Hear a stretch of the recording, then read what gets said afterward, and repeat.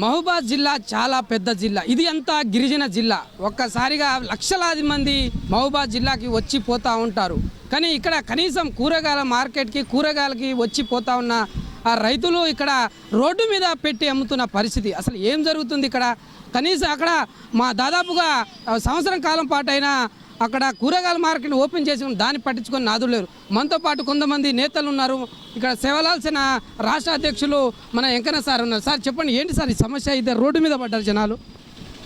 Model market ప్రారంభమై సంవత్సరం అవుతూ ఉంది. కానీ ఇప్పటి వరకు అధికారులు కూడా నిమ్మకు నీరెత్తినట్లుగా వ్యవహరిస్తూ ఉన్నారు.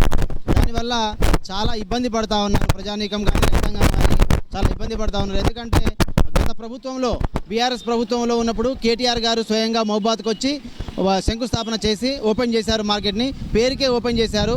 కానీ అది మోడల్ మార్కెట్ అనాలన్నా దాన్ని మోడల్ బార్ షాప్ అనాలన్నా అర్థం కావట్లేదు. ఎందుకంటే అక్కడ మార్కెట్లో కూరగాయలు ఉండాల్సింది, వెజ్ నాన్ వెజ్ ఉండాల్సింది పరిస్థితిలో ఇప్పుడు అక్కడ బీర్ బాటిళ్ళు, మద్యం బాటిళ్ళు విలయతాండవం చేస్తూ ఉన్నాయి. ఎందుకంటే చాలా ఇబ్బంది అవుతూ ఉన్నది.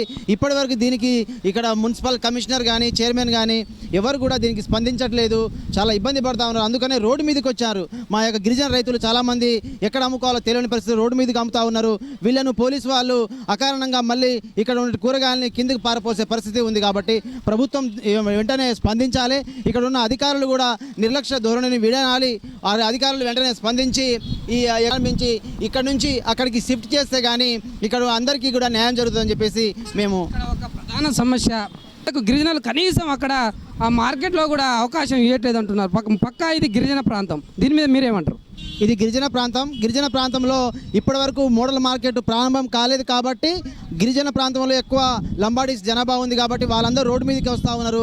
వాళ్ళకి ఎక్కడ కూరగాయలు అమ్మకాలో తెలియని పరిస్థితి. ఎందుకంటే ఇప్పటివరకు సంవత్సరం అవుతా ఉంది, మార్కెట్ ఓపెన్ కాలేదు. కాబట్టి వాళ్ళు ఇక్కడ మరి రోడ్డు మీద అమ్ముకుంటూ ఉండే చాలామంది మన ట్రాఫిక్ పోలీస్ వాళ్ళు వాళ్ళను ఎక్కడ పడితే అక్కడ మొత్తం కూరగాయలు కింద పారపోసడం వాళ్ళు చాలా ఇబ్బంది పడుతూ ఉన్నారు. కాబట్టి వాళ్ళు కూడా గిరిజనుల పక్షాన కూడా మేము ఒకటే కోరుతా ఉన్నాం. సేవలాల్సిన పక్షాన గిరిజనుల పక్షాన ప్రభుత్వము అధికారులు ఇక్కడ ఉన్నటువంటి మున్సిపల్ అధికారులు కానీ ఎవరైనా స్పందించి వెంటనే మోడల్ మార్కెట్ను ప్రారంభించాలి. మోడల్ మార్కెట్ ప్రారంభించి ఇక్కడ నుంచి అక్కడికి షిఫ్ట్ చేస్తే కానీ ఇక్కడ గిరిజనులకు న్యాయం జరుగుతుందని చెప్పేసి మేము డిమాండ్ చేస్తాం. మున్సిపల్ చైర్మన్ రామ్మోహన్ రెడ్డి గారు గతంలో కూడా 4 సంవత్సరాల కాలం పూర్తయింది.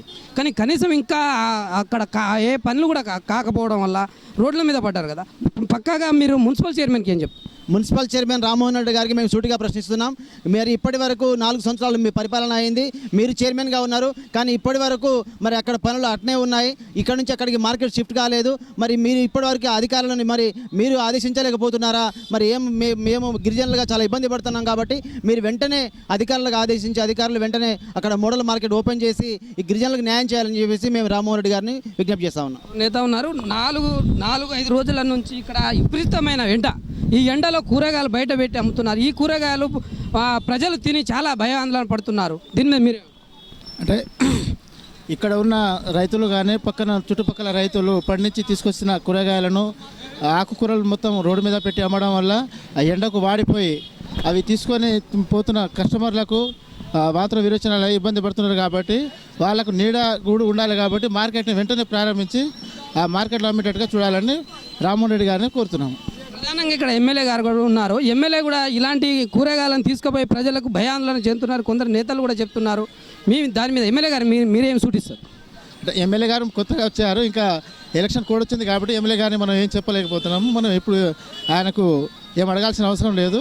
ఇంతకుముందు ఉన్న వాళ్ళనే అధికారాన్ని అడుగుతాం మనం. ఎందుకంటే ఎలక్షన్ కోడ్ ఉన్నప్పుడు ఎమ్మెల్యే ప్రజాప్రతినిధులను అడగవద్దు. ఇప్పుడు ప్రధానంగా సమస్య ఏంటంటే ఇక్కడ మొత్తం ఈ రోడ్ల మీద అమ్మడం వల్ల చాలా ఇబ్బందికరమైన వాతావరణం. ఈ కూరగాయలను తీసుకుపోయి మనం దాన్ని శుభ్రంగా చేయకుండానే మామూలుగా తీసుకొని తినడం వల్ల అనేక జబ్బుల పాల్పడి ఈ ఎండాకాలంలో అనేక జాగ్రత్తలు తీసుకునే పరిస్థితిలోనే ఇటువంటి కూరగాయలను తినడం వల్ల జబ్బుల పాలవుతున్నారు. కాబట్టి వీళ్ళకు ప్రధానంగా ఒక సెంటర్ ఏర్పాటు చేసి వాళ్ళకు కావాల్సిన ఒక మంచి ఒక మార్కెట్కు అనుగుణంగా ఏదో ఒకటి ఏర్పాటు చేస్తే ఇంకా మంచిదనే ఆలోచన అయితే కొందరు నేతలు చెప్తున్నారు.